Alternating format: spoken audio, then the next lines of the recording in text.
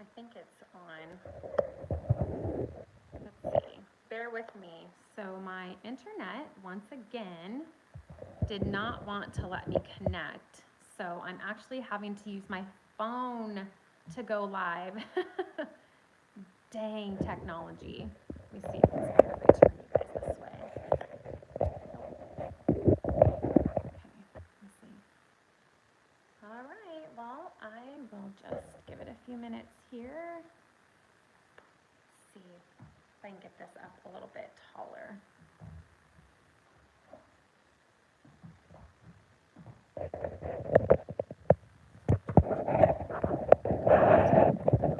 Right? For goodness sake. Okay, if anybody is on here and can hear me okay, can you just give me a message and let me know that you can hear me, because it would not let me connect with my internet, so I'm having to get on with my phone, and I'm gonna have to figure out why it keeps doing this. Hello, okay. Saving the world with my dolphin song. Love the channel name. Can you hear me? Let me know if you can hear me, because I am on my phone doing this live tonight.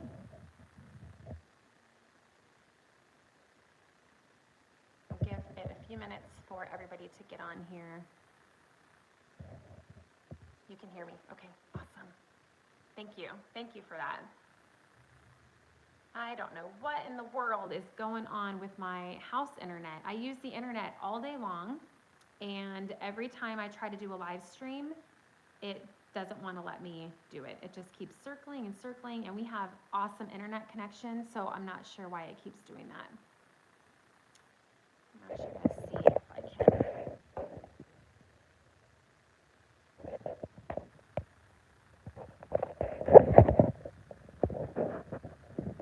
In the jars, lots of stuff. So in our new house, we don't have a lot of room for storage. Like, we have an itty bitty tiny little pantry, and it makes me crazy. But I have this little hutch back here where I keep a lot of my dry goods, my tea mixtures that I've made, and I've got some pickles that I've canned.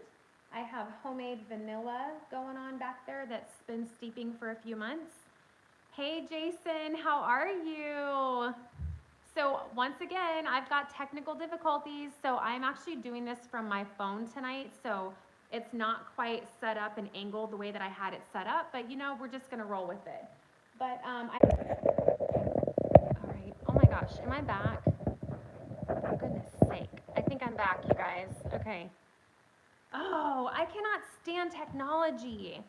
And Lexi, my daughter, is moderating for me, and she knows that I was not able to connect on the computer and I was having to use my phone. So for the life of me, I don't know why she decided to just try to FaceTime me, because that froze me. So anyway, can you guys see me now? It says that I'm good and it shows that it's rolling. So I'm just gonna keep on going. Sorry for that connection issue. So yeah, I have like all of my dry goods back here on the hutch. I've got all my sugars and oats and barley, and I've got some homemade noodles that I make at home and I store in big jars for dinner, and just all kinds of goodies back there on the hutch. And it's a nice place to store all the bigger kitchen items like the KitchenAid mixer, my big huge jars of flour, and all that good stuff. Is all that bio? What do you mean by bio? I don't know what that means. You have to clarify for me. So how's everybody doing tonight? What's new with everyone? I have been super busy in the kitchen, biological. I don't know what you mean by that question, Raba. I'm sorry. Is all that biological? I don't know what that means. I mean, I know what biological means, but I don't understand your question. So yeah, so the garden is just going crazy. I've been in the kitchen a lot. You guys are gonna probably already seeing and gonna see more of the kitchen videos, because I just want to share with you all the things that we've got going on. And man, it's like once that garden starts producing, you better be on your game, right? It's like everything else comes to a halt and you've got to start preserving, because if you don't, all that food is going to go bad. So it's kind of like the hustle and bustle. Hello, Fowler Family Farm. Yay, I'm so glad you're here. So glad you are here. Thanks, you guys, for joining me. Yeah, Jason, that's what I was thinking too. Like, I don't know if they meant organic. I'm not sure what they meant by that, so I don't really know how to answer that question.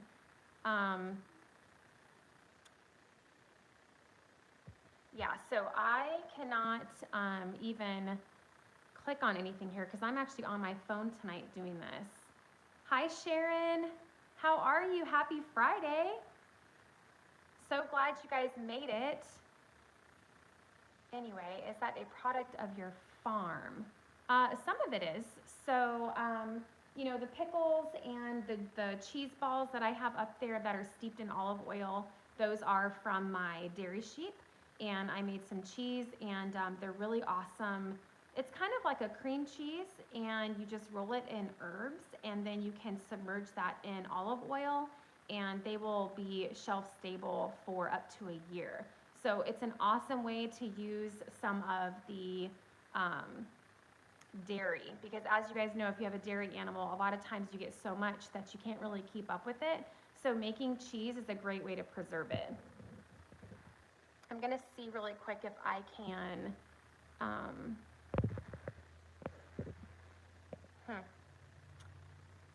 having to do this from my phone, you guys, and this really sucks actually, because the chat conversation kind of goes away. As soon as you comment me, if I don't answer right away, it just kind of disappears, and I'm not really sure how to get it back, so bear with me.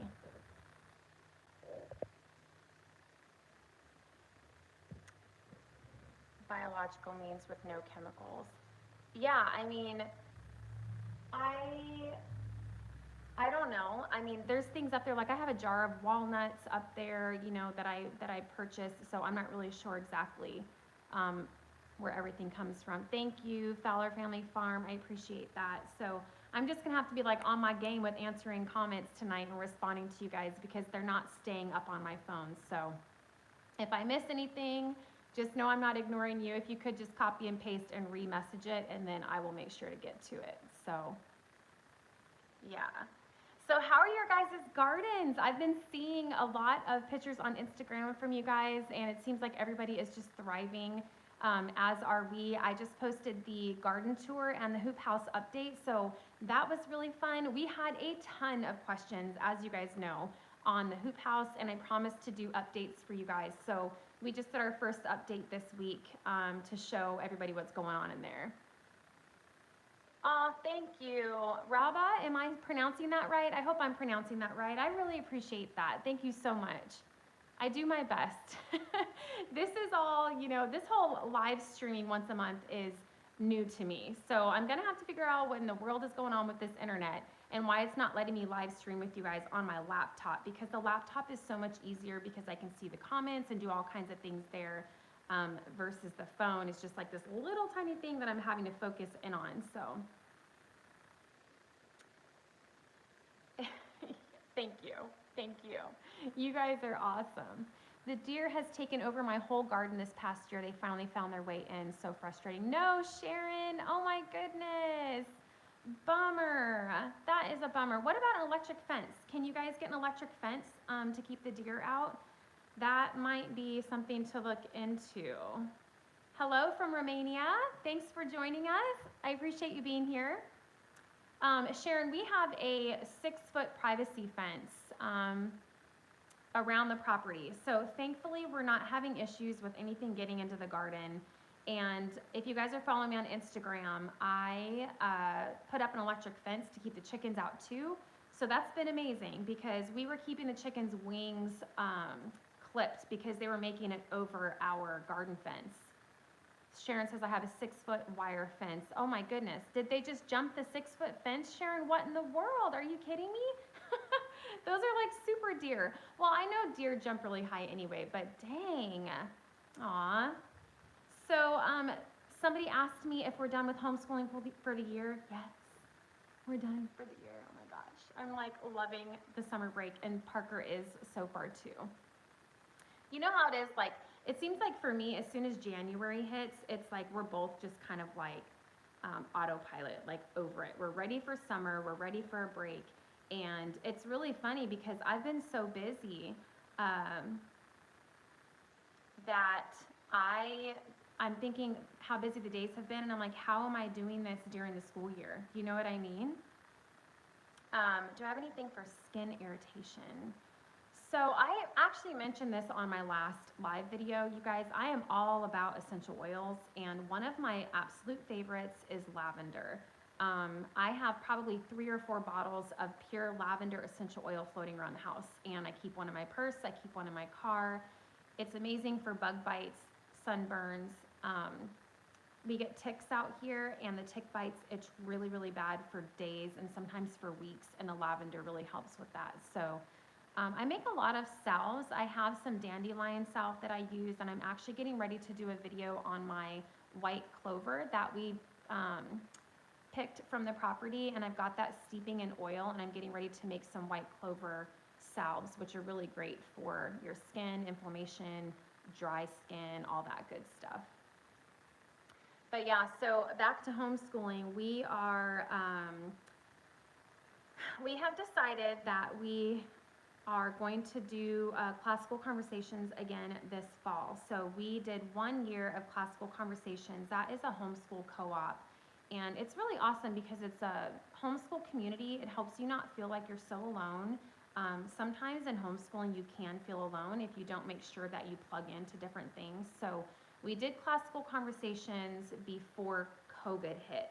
And then when COVID hit, we took that year off.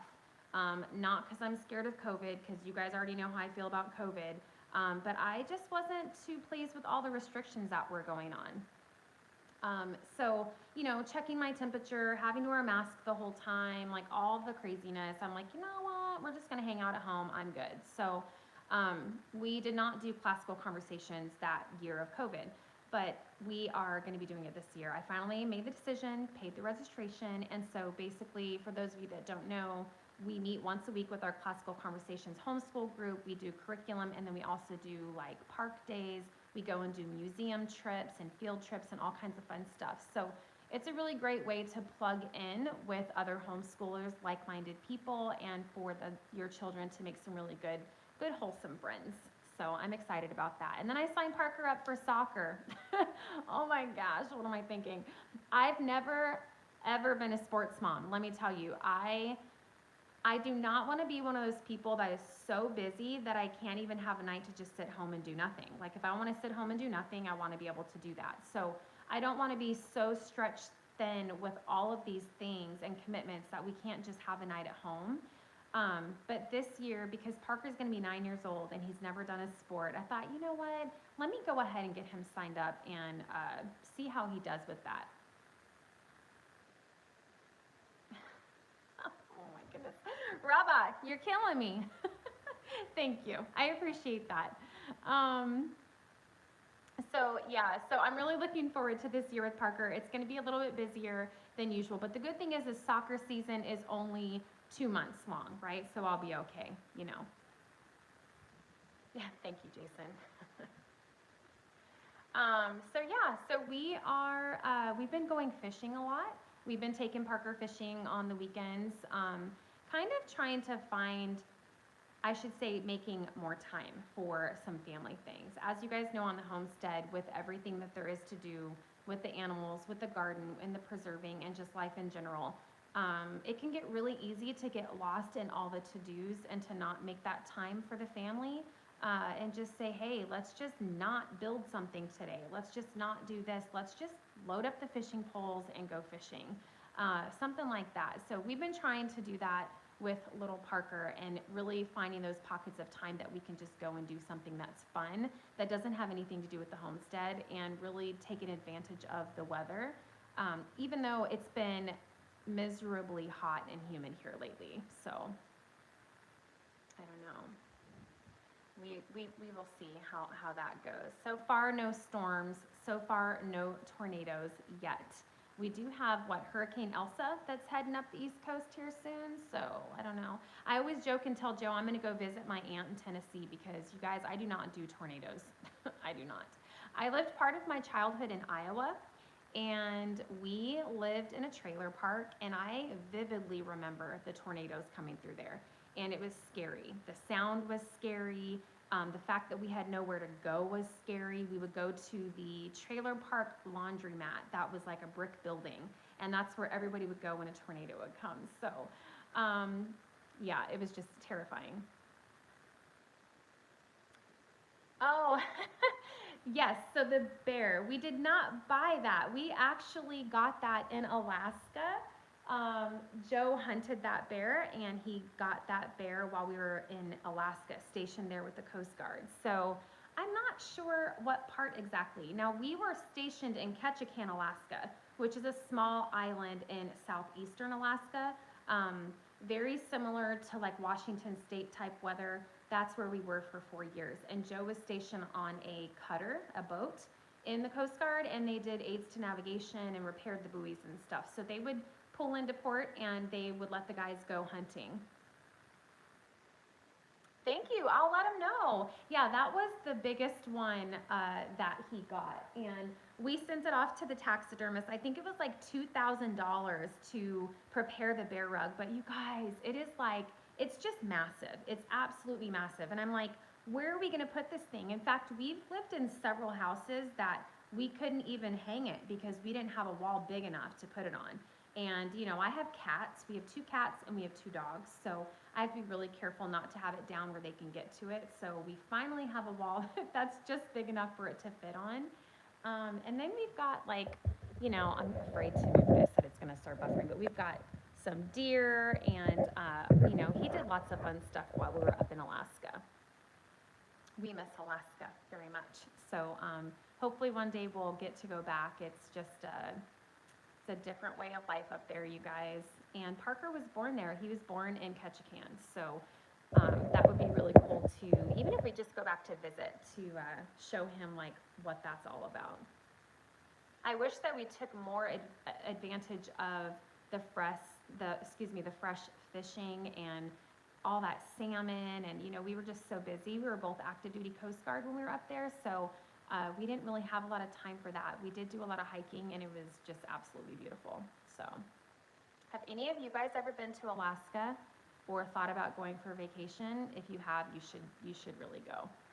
You should. Ketchikan was a tourist city, so we had all the cruise ships that came in there, and they had zip lining and all that fun stuff. So it was really neat. Really, really neat. So what's up, you guys? What's everybody drinking tonight? It's Friday. Woo woo. You guys know me. I'm just sipping on my red wine here. I'm a red wine girl. So it's my favorite.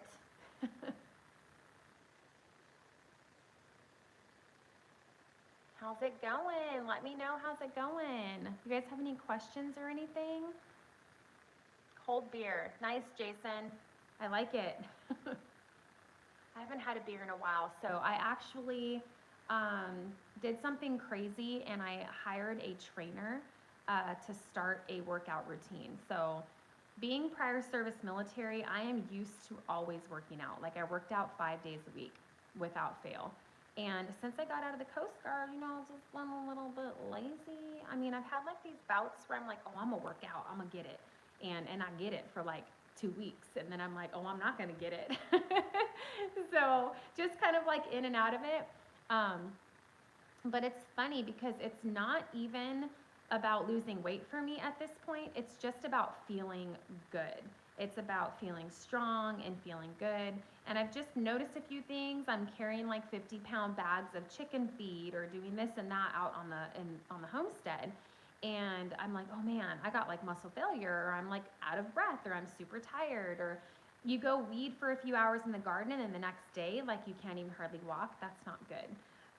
So I told Joe, I was like, I think I need to start doing some strength training and just kind of getting back into it a little bit. Physically to feel good, and then also mentally, because you guys know what that does to your brain. I hate working out, let me tell you. And it's not like, oh, once you get going, you're going to love it. No, I hate it. I hate every minute of it. But then I feel good after I do it. It's like going on a run, and you come back and you're drenched in sweat, but you can breathe and you can just take a hot shower and you just feel relaxed. So there's just something about that portion of working out that I really do miss. So I'm kind of trying to get in there. So I've been staying away from the beer, Jason. Why does everything that tastes so dang good have to be so bad? And it's not that it's bad, right? I mean, there's actually some health benefits to beer and wine, but it's like, dang, it just packs on the calories. Drinking water, been outside today, need to hydrate. Yeah, for sure. Yep. Definitely gotta hydrate. I had to remind myself to do that. I'm a big coffee drinker. I love my coffee. I love my red wine. So I have to remind myself that I need to hydrate as well, especially out here with the humidity. Like, you just sweat it all out and you don't even realize until it's too late that you're just dying of thirst. So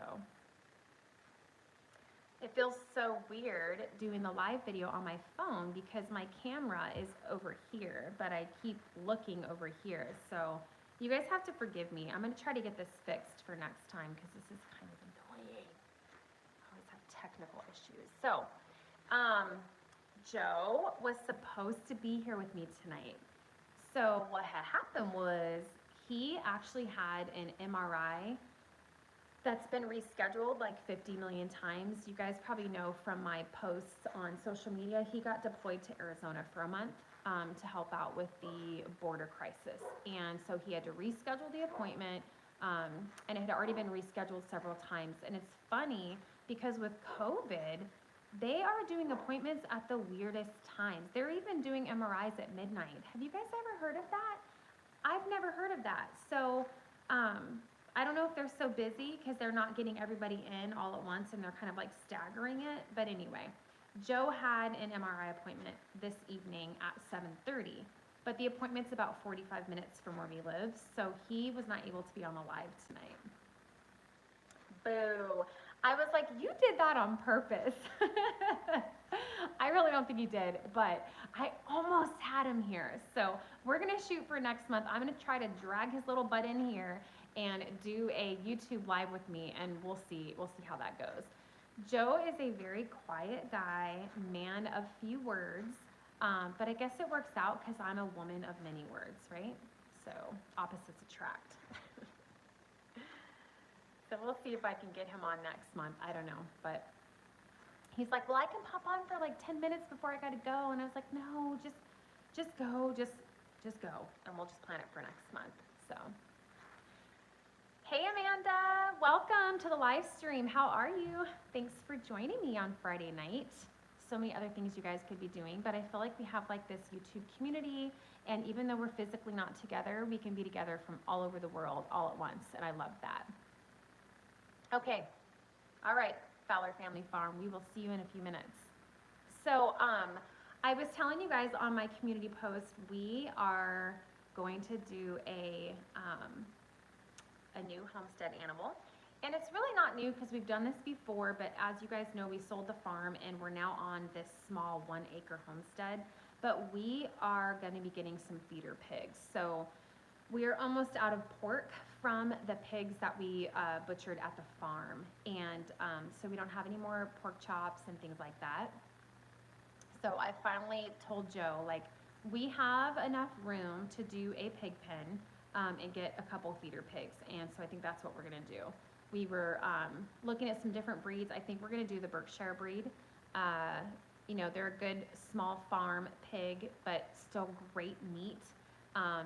And they're known as being a lard pig, so I'm excited to render some lard. We did that back in the farm, and I haven't had any of that on hand for a long time, so that'll be fun. So we're going to have some upcoming projects. We've got to get kind of a pig pen fenced in for them. We've got to get somewhat of a shelter. You know, pigs aren't very picky. They're pretty easy to deal with. Just food and water, and they'll be fine. So we'll see how that goes, but it'll be fun.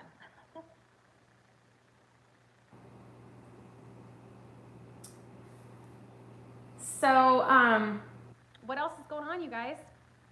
Tell me. Pork would be awesome. I was jealous over the pickles you made. Jason, I have pickles coming out my ears right now.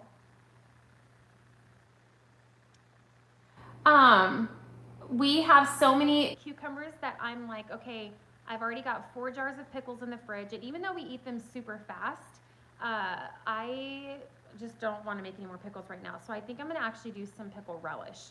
And I'm going to do a video on that too. So that'll be fun because we've just got a ton of cucumbers, and then we also have a ton of zucchini. But I never have an issue with too much zucchini because we eat zoodles and zucchini for dinner all the time, so it's never really an issue. Amanda, I'm so glad you said that about Snow and Chip because I didn't know which Amanda you were, but now I know who you are.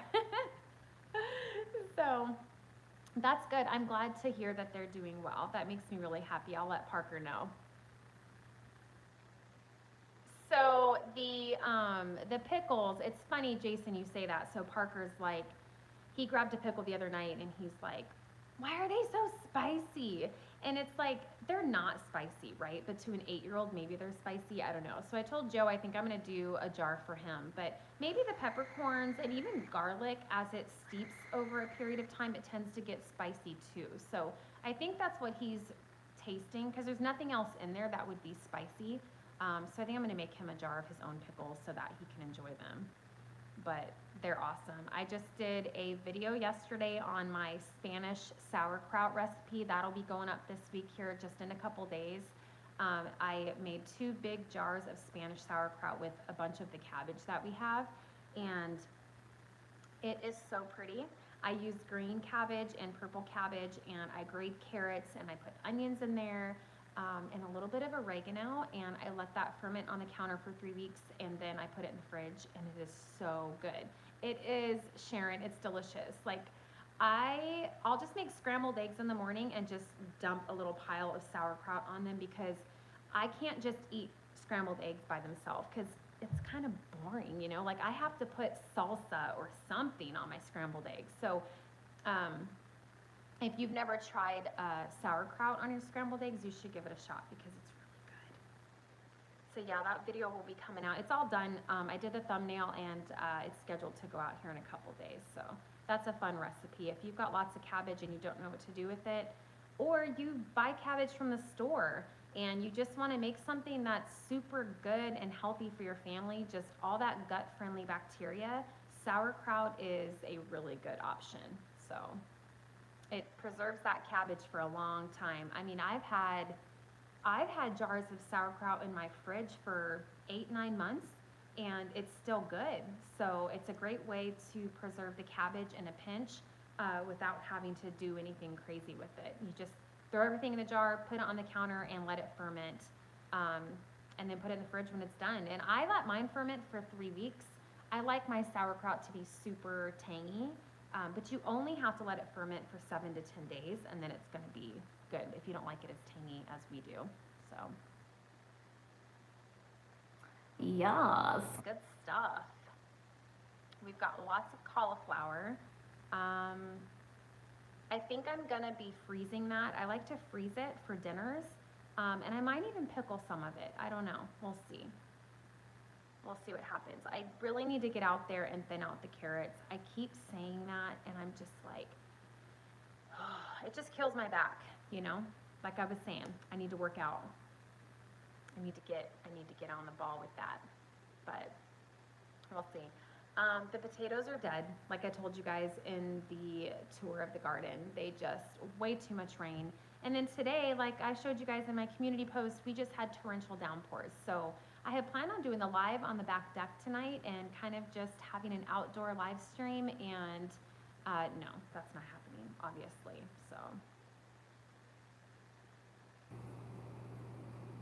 So anyways, what else is going on, you guys? What's going on in your kitchens? Are you guys preserving your garden harvests yet? This is the season for canning, right? I still need to clear out the freezer in the garage and take out all the beef from our previous cow that we butchered, and I'm gonna can it up. So some of it's getting freezer burned, so I need to hurry up and get out there and get it in and defrost it. And I just like to can that up so that I've got beef for like quick dinners like taquitos, tacos, things like that. It's awesome for that. I loved canned meat. Canned meat is just so tender. It's awesome. Ooh, pickled quail eggs. Yeah, Amanda, you were telling me you guys do that. I've never had quail eggs. I imagine they're just as good as any other eggs, and I love pickled eggs. So, chicken cauliflower enchilada casserole. That sounds good, Ruth. That sounds delicious. Love me some casseroles. I love the dishes where you can just throw everything together and bake it. So, Jason, you've had quail eggs too. Okay. All right, I've got a whole jar of pickled eggs in the fridge right now, so I've never had quail eggs though. I've had chicken eggs and I've had duck eggs, and that's about it. Yeah, casseroles, man, they're awesome. Tonight, what I made for dinner before the live, because I have all this sauerkraut, right? I made sauerkraut and sausage soup. And you guys, it is so good. I should do a video. I mean, you could Google a recipe on it, but it's one of my favorite recipes to make with the sauerkraut. It's a great way to use up all the cabbage. You just, dice up some potatoes, some onions, and use some bone stock for your soup base, and you put in sauerkraut, about 8 ounces, but we actually double it because we like a lot of cabbage in soup. And then you just cook up some like Italian sausage, slice it up, put it in there, and what else goes in there? Salt and pepper, tomato paste, all those kinds of goodies. But I just throw it all in the Dutch oven, stir it up, and cook it, and it is so good. It is really a comfort food. It's one of those dishes, especially like on a cold day, to come in from working out on the property all day to a warm, delicious, hearty soup like that. It's so good. It's really good.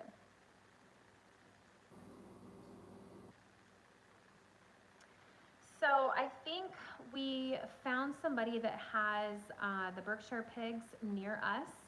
So we're going to be checking them out, and we're just kind of trying to figure out exactly what kind of pen and everything that we want to do for them. We had pigs at the farm, and we just fenced in an area with a simple shelter. The pigs are really simple, but we just have to get out there and figure out where we want it, because on 1 acre, you got to be strategic on where you put everything. Sauerkraut chocolate cake, Amanda. Okay, girl, you're going to have to tell me what that's all about, because sauerkraut and chocolate cake, really? Sauerkraut is so salty and tangy. How would that taste good in chocolate cake? Does that taste good? Really?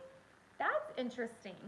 But I'm not going to knock it. My mama always said, don't knock it till you try it, because sometimes things that you think are just like disgusting are really good. That was my experience with pickled eggs. I would not touch a pickled egg my whole life until we moved to the farm. And then I started making them because we had so many eggs. You know how it is, y'all. We got to figure out what to do with them, right? And I was like, dang, these things are good. But I was used to seeing the pickled eggs like on the shelf at Walmart while you're checking out. And they're like in those little packs with like that red liquid, and they just look disgusting. So that was kind of what my thought was of pickled eggs until I started making them. And my favorite is this turmeric pickled egg recipe, and it's just so good. We grate it over salads. We put it in our tuna salad. You can eat them by themselves. It's just awesome. Very cool. So you'll have to tell me more about that cake, Amanda. That sounds very interesting. So I think that I need to, I'm looking at my shelf back there behind me. I think I need to replenish my noodles. Did any of you guys make homemade noodles? Yes, Jason, turmeric is so good for you. Oh my gosh. Major health benefits. Anti-inflammatory. It is just awesome. Yep. We use a lot of it around here. But yeah, I tried my hand at pasta making last year and fell in love with it. I have the little pasta makers that go on my KitchenAid mixer, so that makes it really easy. But I need to get a better drying rack. So I followed this recipe, and it has you make the noodles and just put them in a little clump. Look at my dog with his food. He loves it. What, Sharon? Sauerkraut? Are we still talking about sauerkraut? I'm not sure. I always get like lost with my thoughts trying to read the comments because they're going away so fast on my phone. But I need a new drying rack for my noodles. Oh, turmeric, Sharon. Yes, yes, yes. Sorry. So anyway, this recipe with the noodles, they have you kind of just clump the ball of noodles on a drying sheet, and then you store them in like a big gallon jar, you know. But I've found when I go to cook them and boil them, they don't completely come apart, versus if you had like a really good drying rack to where they were like single noodles. So I need to invest in something like that before I make more noodles for sure. I still use the ones I made. I just have to like scoop out, there's like little clumps that don't come apart completely, so I just scoop them out and toss them. Sharon, it's actually really easy. I couldn't believe how easy it was to make noodles. And if you look at the noodles from the store and look at the ingredients and everything and how they're made, they're so like blah. You know what I'm saying? And like egg noodles are also a great way to use up all those eggs. Super easy, flour and eggs. There's not much to it. And they're beautiful. And the texture is amazing. Just like everything that's homemade, right? I mean, it just doesn't compare to the store-bought noodles. All right, Amanda, go do your evening chores on your little farm. Say hi to the family for us. Thanks for hopping on tonight. So I have to tell you guys, you know, we have 3 turkeys that we have for the holidays coming up. And turkeys like to fly, which I never thought that they flew because they get to be really big. Ours are just like teenagers right now, and multiple times they have flown over the fence. And so we clip their wings, right? Well, the other day I was on my way out to take Parker to Park Day with our homeschool group, and I heard this sound out front, and I'm like, that sounds like the turkeys. I know the turkeys. I look out the front window, and sure enough, the turkeys have gotten out again, and they're heading across the front yard, heading to the street. So I'm like, Parker, we gotta go get the turkeys. The turkeys are out. So we go and wrangle the turkeys up, and I was like, all right, we gotta clip their wings before we head out to the park, because if we don't, they're gonna get out, and then we're not gonna be here to catch them. So it was a combination of a brand new pair of scissors. I had just bought some new scissors. I'm blaming it on the scissors, right? I feel so bad. And me being in a hurry because we were already running late for Park Day. And so me and Parker are on the back porch, and I go to clip the turkey's wings. I clip the first one, all good. I've done this many times, you guys. I know how to clip the chicken's wings, the turkey's wings, and right, you've got to be careful. Anyway, long story short, I clipped all of the blood feathers, the flight feathers on the second. All right, I think I'm buffering because someone just tried to call me. Okay, there we go. I need to put my phone on Do Not Disturb. YouTube won't let me. It keeps telling me not to rotate my phone. Anyway, you guys, I snipped this turkey's wings, and the second that I snipped them, I realized that I cut them too short. And literally out of probably 8 of her blood feathers, her flight feathers, those are the big ones, right, that have the blood in there, they just started spewing out blood like little faucets. And I was like, oh my God, I'm freaking out. I got my phone out, I'm Googling and I'm YouTubing like what to do. And it's like all these videos, right, they're like, oh, if you clip your parrot's blood feather, this is what you do. And I'm like, 1 blood feather? I clipped all 8 or 10 of them. I'm like, oh my God, I'm freaking out. I'm calling Joe at work, and I'm like, what do I do? So everything I saw, what did I just do? Everything I saw said that you can't stop the bleeding from a blood feather. You actually have to pull the feather completely from their wing. And basically the feather is in the pore, whatever you call that. And once you pull it, this closes, and that's what stops the bleeding. So I'm like, you got to be kidding me. I got to pull all these feathers out of this turkey. And they're not just like little tiny feathers. They're the big flight feathers, you guys. And so to save her so she didn't bleed out, because that's how much she was bleeding, it looked like a murder scene on my back deck. I ran to the garage. I got a pair of like needle nose pliers or something. And I had to one by one pull out like 8 of her flight feathers. And it was awful. Every time I pulled one out, she made this godforsaken noise. The internet says that they feel pain with the blood feathers. So I felt terrible, but it does say that they'll grow back and she'll be okay, and the bleeding stopped. As soon as you pull the blood feather out, the bleeding stops immediately. So she was all right, but I felt like the worst person in the world. Joe comes home and there's like all these like feather veins that I sat up on the barbecue, and he's like, oh my God. Oh, it was terrible. So, lesson learned, right? I will never ever clip feathers or, you know, in a hurry like that, because it was just awful. And if I would have been taking my time and been more careful, that wouldn't have happened. Because like I said, I've clipped their wings many times and never had that issue. So be careful, you guys. When you're clipping your chicken's wings or turkeys or whatever, just be careful, because those feathers, those blood feathers, they will just bleed out if you don't pull it completely. So that was just an awful experience. Parker's like, Mama, it's okay. It was an accident. I'm like, I'm the worst person in the world. Yank. I know, Jason. Oh my goodness. I just felt so bad for her. And then I felt like she was looking at me all day like, don't come near me, lady, because I went to check on her like several times, right? Because one of the blood feathers, I don't think I got out completely at first. I think that it broke off. And so I had to go back and get her, hold her down, and finish that one completely. So she was just, every time I went in the yard after that, she was just like, don't come near me. We learn as we go. That's how it is on the homestead. So, how are your bees, Jason? I know some of you are beekeepers, so our bees are doing great. It's been super hot, so they've been like outside of the hive most of the day. It's just been awful. And they really like the chicken waterers. And I told Joe, I'm like, we need to just put like one of the chicken waterers over by their hives. Because you guys, I went out to change out the chicken water the other day, and I'm telling you, the bees tried to eat me. And Joe's like, oh my God, they didn't try to eat you. No, they tried to eat me. They pretty much tried to eat me. It's okay. It's fine.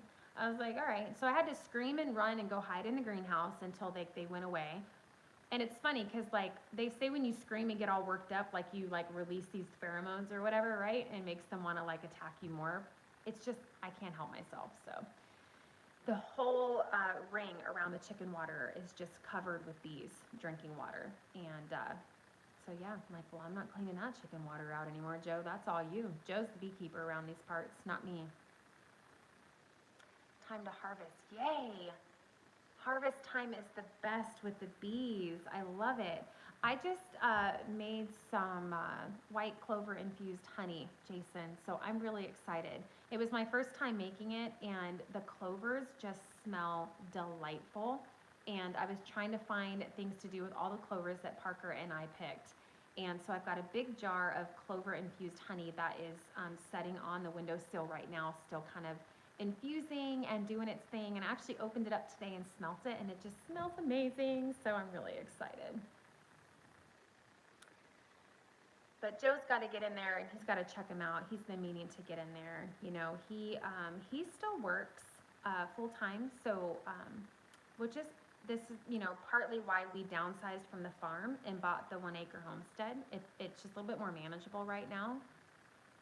I also, oh, honey and butter, Jason, yes. Oh my goodness.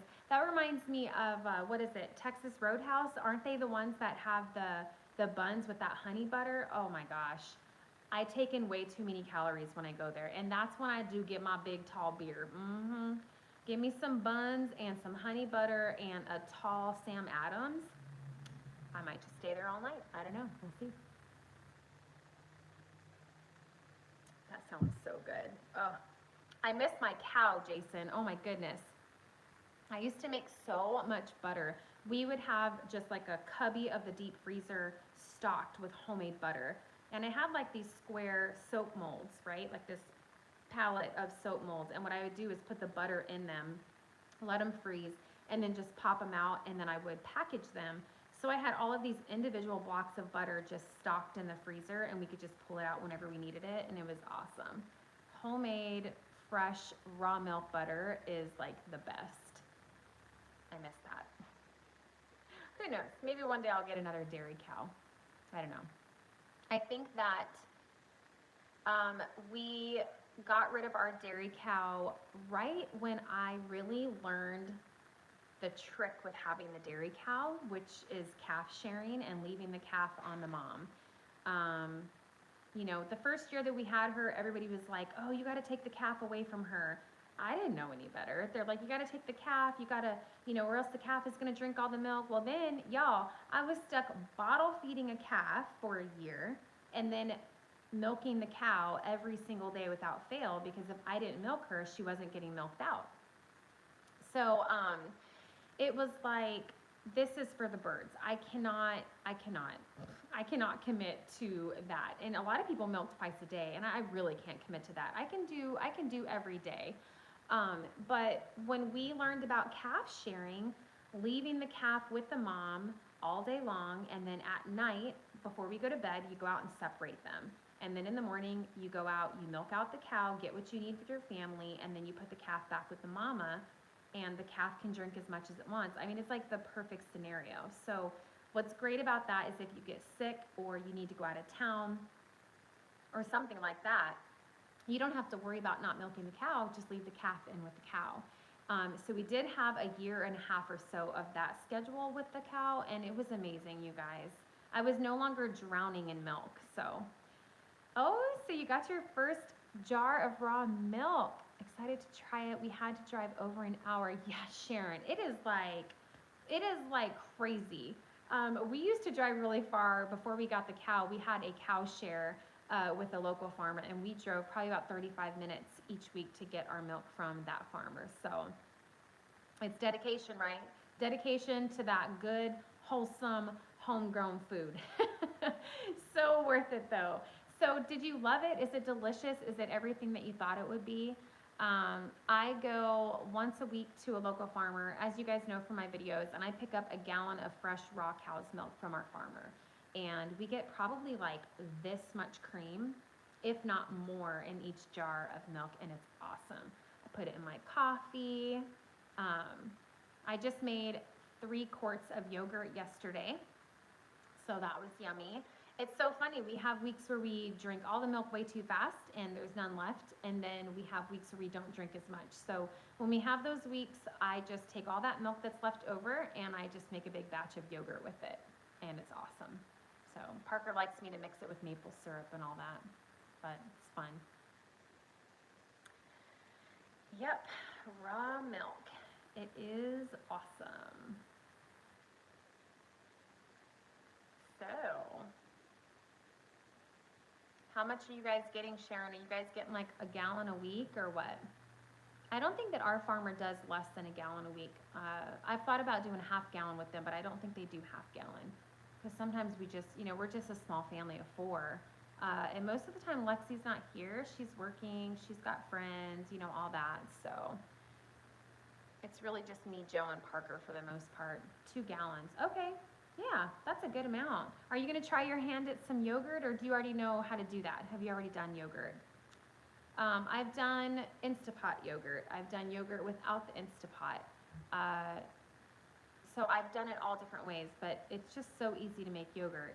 And I use it a lot in my smoothies as a base for my smoothies, and it's such a great way to get in those probiotics. But I have the Excalibur food dehydrator. As you guys know from the giveaway that I did, the 10,000 giveaway, 10,000 subscriber giveaway, and it has a yogurt setting on it. So you warm your milk, you add your culture, and then you just set it in that dehydrator on the yogurt setting, and it just incubates the yogurt at a perfect temperature. So Sharon, you gotta give it a try. Of course you can Google recipes, but I do have 2 videos on my channel about how to make yogurt. I've got one with an Instapot, and then one if you don't have an Instapot. So it's really, really awesome. Yeah, so the winner of the giveaway, she sent me pictures the other day of the food dehydrator that she got, so she was really excited about that. Yeah, definitely watch those.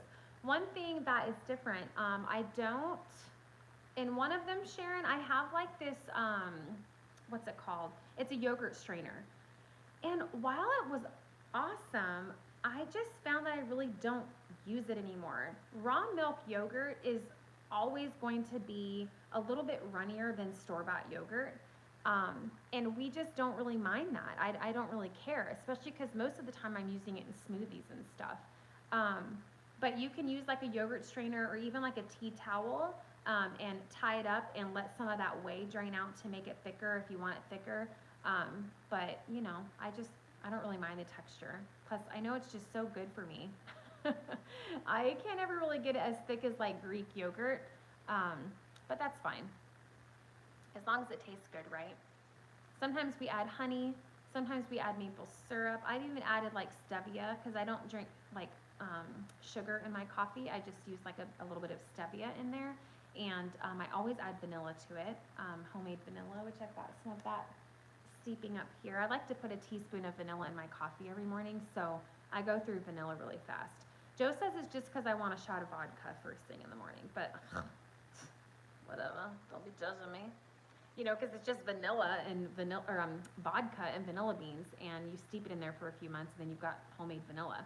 So, but yeah, he says I'm an alcoholic. I'm not an alcoholic.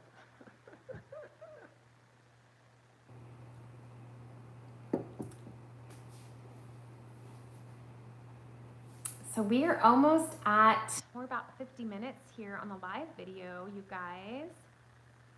Do you have anything else you wanted to chat about? I'm glad I was able to get on here. I didn't think I was going to be able to with the technical difficulties with the internet. So I'm going to work on that and figure it out. Joe's gone at the doctor. Lexi is gone dog sitting for a friend.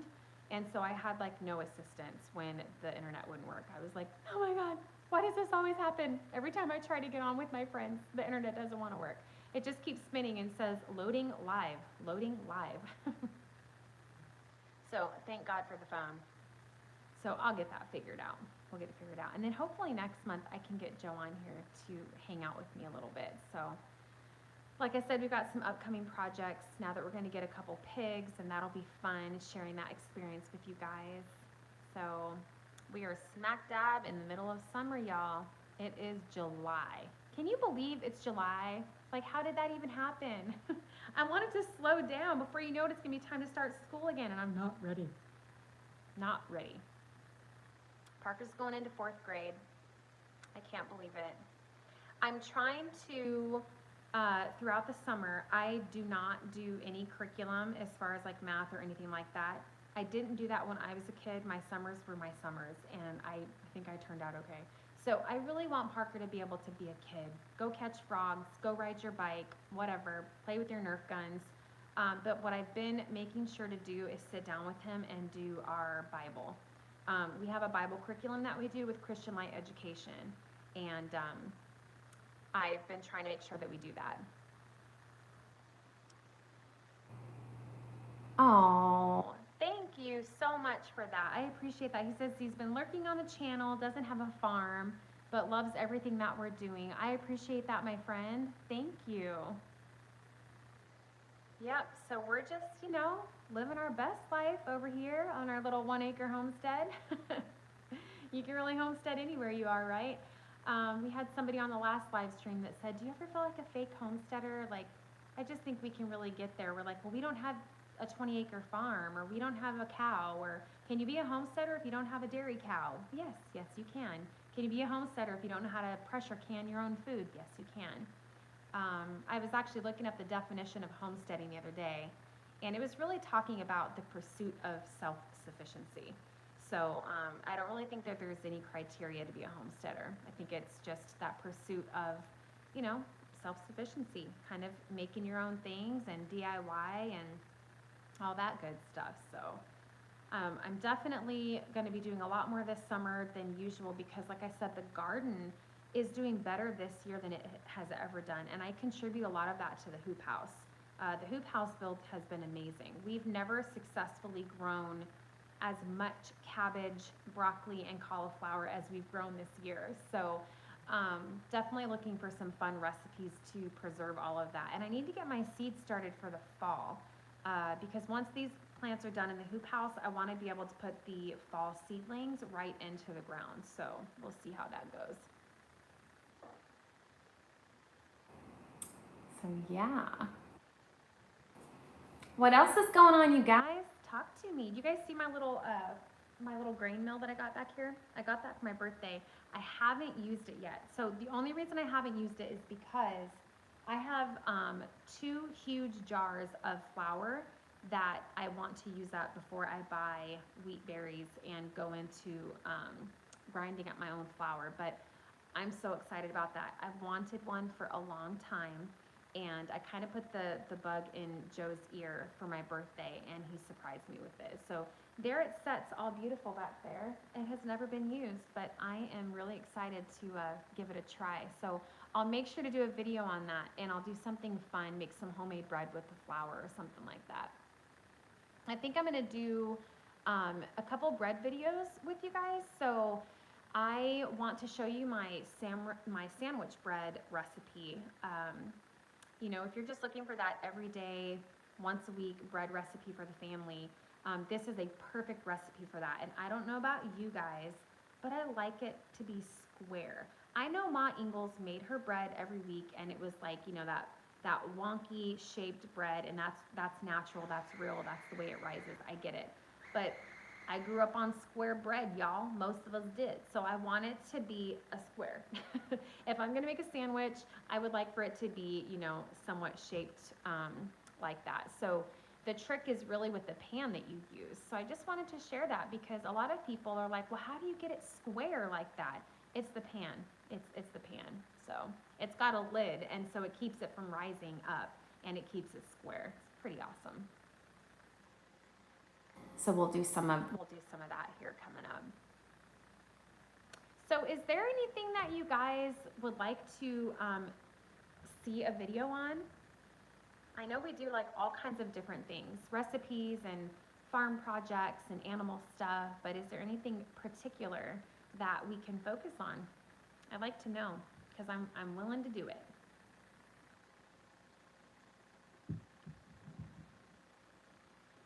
Einkorn starter's looking sad. Haven't been able to make bread for months due to shoulder surgery. Oh, Ruth. Oh my goodness. And you said you're just north of me. I didn't miss that comment. I saw that comment. That's strange because the einkorn flour usually is makes the starter really active. I tried to feed my starter regular flour one time, and it was just like, bleh. I mean, it by Winchester. Okay, yeah, I know where that's at. My starter didn't really like the regular flour, but when I feed it the einkorn flour, it just bubbles and doubles in size. So that's really strange. I don't know. What are your ratios when you feed your starter? I think I do, so I keep a big batch of starter, and I've told you guys this because I like to make pancakes, English muffins, excuse me, all of these, you know, things that require like a lot of starter at once. So I keep a pretty big batch of it. I think I probably have 2 to 3 cups of starter at any given time. So I usually do a cup of water and a cup of sourdough starter, and then I do 2 cups of my einkorn flour, and that's how I feed my starter. And anything that's left over as a discard, obviously, I use that. Sourdough recipes. Okay, awesome, Sharon. Thank you. I appreciate you letting me know that. I will work on that for you guys. So, and I do sourdough recipes all the time. I am constantly feeding my sourdough, and like I just said, making all kinds of fun stuff with it. So I will work on doing some videos to share with you guys on what you can do with your sourdough starter. But yeah, I uploaded one the other day of the flatbread that I make with sourdough discard, and then I also make pizza. Sourdough pizza crust is super, super easy. Oh my gosh, you guys, it's like stupid simple. Seriously, you take your cast iron pan and you heat it up really good in the oven at 425. You bring it out, sprinkle some olive oil on there, and then you just, you know, ladle out your sourdough starter. I've done this with fed starter, and I've also done it with not fed starter, just to use up the discard, and it works just fine. Pop that in the oven for about 10 minutes, and then put all your toppings on it, and then just broil it for about 5 minutes, and it's like the perfect pizza. It's like a little crispy, Kind of like a flatbread, but you know, we call it pizza if there's pepperoni on it, right? I know, Jason. We need to have like drinks and food, right? He says he's getting hungry. I know. So yeah, I will do definitely do some sourdough recipes, and then I think she also said dehydrating recipes. When I can do more intense cooking, I will try your ratio. Okay, so it's really thick. Yeah, maybe since you said it's looking kind of sad, maybe thin it out a little bit. But yeah, give it a shot. I've been keeping my sourdough starter for about a year now. It's about a year old, and that's the ratio that I do. 1 cup of water, 1 cup of starter, and 2 cups of flour. And it seems to do pretty good. So dehydrating videos, I will definitely work on that too, because I dehydrate all the time also. I just dehydrated a bunch of dill. I like to do dehydrated meals. I do like fruit roll-ups for Parker. They're awesome for the kids. You just do it on parchment paper. And it's a great way to use up the harvest from the garden as well. So I'll definitely do that because I use my dehydrator all the time. It's always out in the homeschool room on the table because I'm always using it. More recipes with the sourdough discard. Okay, Ruth, yeah. No problem, I will work on that. So I like to experiment a lot of times, like if I'm doing a recipe that is supposed to be with a fed starter, I try it on a starter that's not fed, because the reality is sometimes you didn't feed it, right? So, and that's usually the case when I do my sourdough pizza. I didn't set it out and feed it and let it sit for 5 to 6 hours before I make the pizza. So one day I was like, let me just see what happens when I do it with the non-fed starter. And it turned out great. So I will definitely work on that for you guys. So sourdough and dehydrating. Thank you. I will work on that. So we're at 61 minutes. I don't know. Joe's not home yet, and Lexi isn't either, so. Just sitting here by myself. I don't mind hanging out a little bit longer if you guys want to. So I moved out to the living room just for a little bit of a different feel. Do you know how to make wine? So Sharon, I don't know how to make wine, but do you know what I do know how to make? And I've got about, if you're following me on Instagram, and if you're not, you guys can find me at Blessed and Beautiful Homestead. Really easy. That's my Facebook name. That's my Instagram name. Find me there. I would love for you guys to, connect with me on social media. But I just did a story not too long ago. I make homemade mead. So for those of you that don't know, mead is one of the oldest forms of alcohol. And it's kind of like a, I guess you could just call it like a honey wine. So it's just fermented fruit, and you use wine as the sweetener. Yeah, Jason, you're a bee and a honey man, so you know what mead is.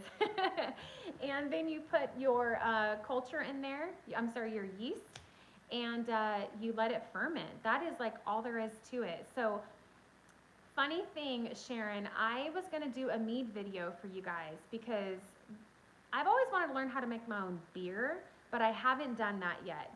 Lord help me, y'all, if I learn how to make my own beer. We're in big trouble because I do love some beer. But I was like, I want to know how to make my own alcoholic beverage. When the apocalypse comes and stuff, like these are things that are important, right? But so mead is just so simple. You just get like a big, oh my gosh, somebody help me out. What's it called? It's a big glass container that you ferment it in. I can't think of the word. Just jar. Huge jar though. I used to use gallon size, and now I make it in 5 gallons. So you just put all of your fruit and your honey over the stove, and you heat that all up.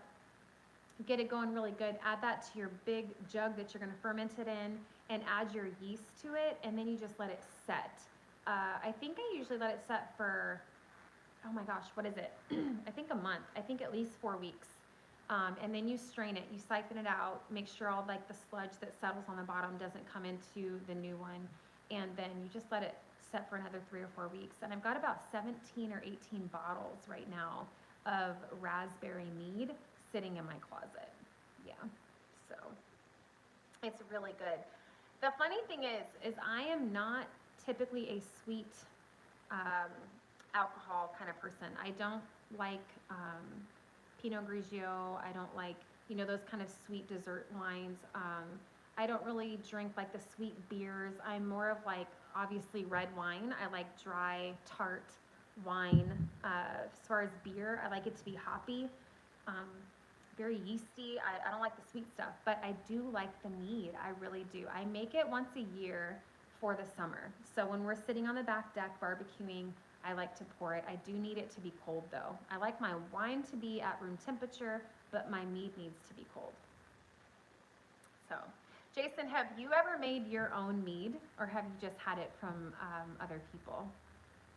I think the first time I did it, I did mango, was it mango blueberry? I did mango blueberry, and then another one I did orange strawberry mead. This time I just did like a mixed berry, so raspberries, cherries, blueberries, all that, just a mixed berry mead, and it's really good. Oh, what I was saying is, funny story, not really, because it actually really irritated me. I was like, let me show them, I want to do a video on mead, because mead is like super easy to make. So I recorded making it, right? Adding the honey, cooking it over the stove, all the stuff I just explained to you guys. And obviously it needed to ferment, and then I was going to come back and record the second half and put the video together to share it on YouTube. And I don't know what happened, but my computer ate my content. So all of the video that I had taken on the beginning half of the mead was just completely gone. It just disappeared and I couldn't find it. So now I need to redo a whole new batch to share that recipe with you guys. But mead is very easy to make, and it's good. It's really good. It's like pucker power. It's definitely, you can get an alcohol reading on it. I think they have like this little thing where you can test it and see what the alcohol content is. I've never done that, but you can. I know that it's very strong though. Bye, Ruth. Thank you for joining me. Have a great dinner. Okay, Jason, so you've never made, but you've had others. Awesome. Yeah, I actually went to like a mead making class a long time ago. It was just like a one night like seminar or whatever. And they had like all these people bring in their mead, you know, and it was kind of like this competition, because it's like, how clear can you get it? That's like, that determines how good you are at making mead, if it's like really clear. So that was really fun. And I always look at mine and I compare it to the mead that I drank that night. So, but fun stuff. All right, you guys. Well, I'll keep you guys posted on how things are going here on the property with the pigs. So we're looking into that. Looking for something that we don't have to raise for too long, kind of fast growing, so that we can kind of get the freezer stocked. So we've got the chicken, we've got the beef, and now we would like to go ahead and get some pork. So I'll keep you guys posted on how that goes. And I will jot down some notes on the videos that you guys asked for, and I'll start working on those. Sourdough and dehydrating, and then maybe another batch of mead to share that with you guys as well.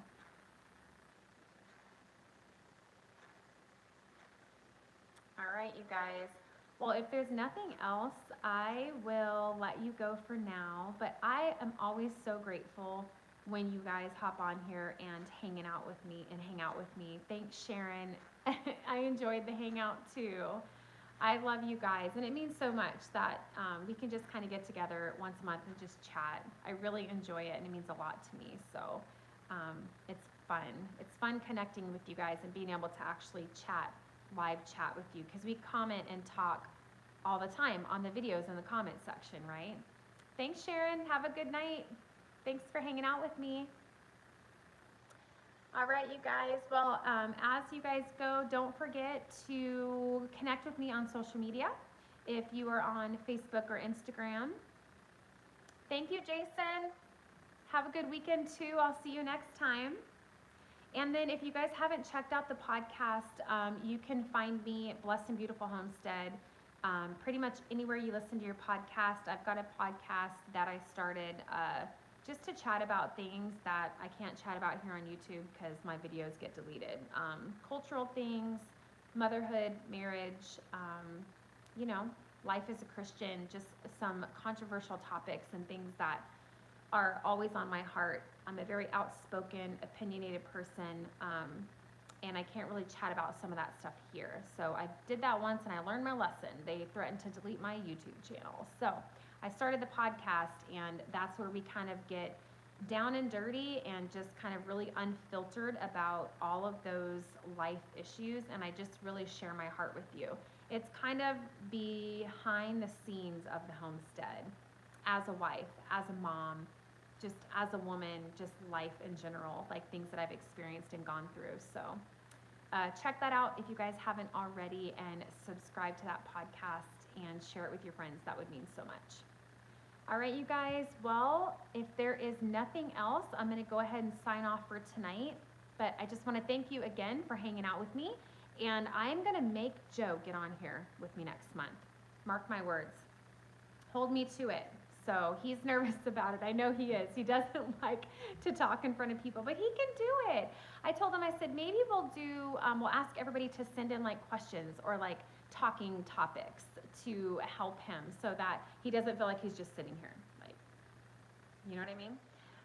But I'm really good at just kind of jumping in there, and I'm like, you'll be all right. You'll be all right. But he is part of the channel. You know, he's the one with the hammer. Even if it's not the right hammer, he's the one with the hammer. So he's got to get on here, right?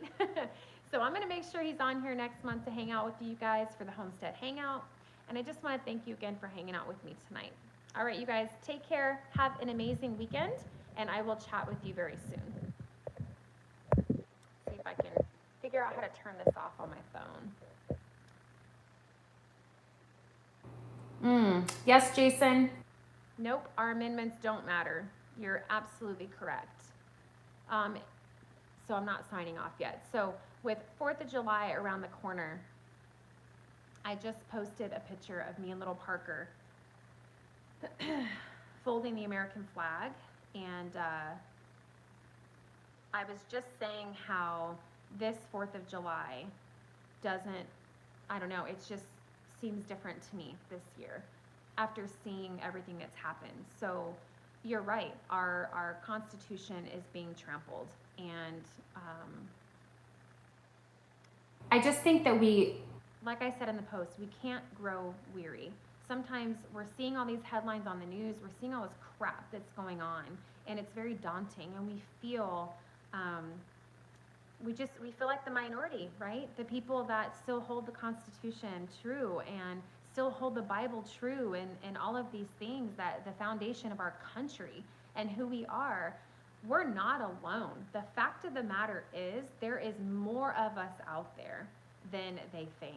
So we just can't grow weary in that. This 4th of July just means so much more to me because we are free. Our liberties are so important, but they're ever fleeting if we're not careful to ensure that we don't lose them.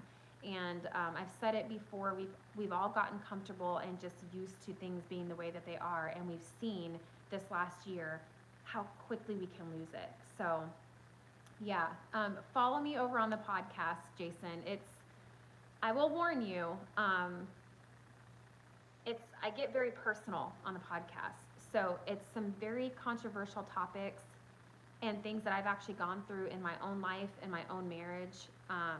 But I feel like it's stuff that needs to be talked about. So yeah, follow me over there. It's fun.